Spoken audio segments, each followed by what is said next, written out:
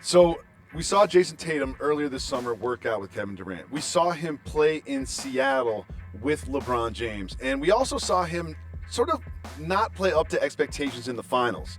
However, he did sort of hint at a reason that was the case. Let's listen to Jayson Tatum talk about his health.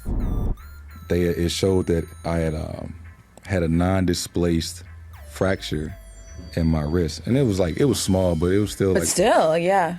But it had shown that the bone had grew over it, so it healed. But it was still pain. I was still in pain because I kept getting it hit or falling on it.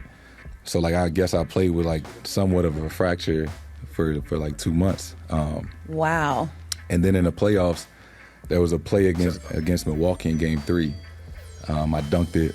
Giannis chased me down and he fouled me, and I fell into the crowd, and that was the most painful it's been since.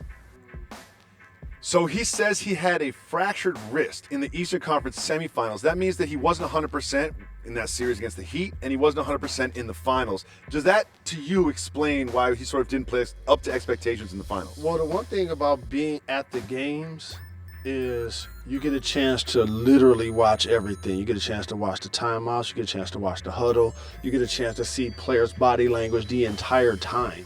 Mm-hmm. And one thing I noticed about Jayson Tatum, and we could pull up the footage another day, he shot a few air balls. Yeah.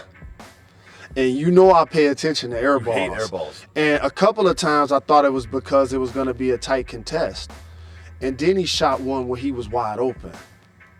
And I was like, there is something wrong with, him not knowing what it was. And as somebody that's had a fractured wrist, they're incredibly painful. He didn't really play with much to cover it or to mask it. And so for him to still even be out there, if that's the case, is incredible. Thanks for watching ESPN on YouTube. For live streaming, sports, and premium content, subscribe to ESPN+.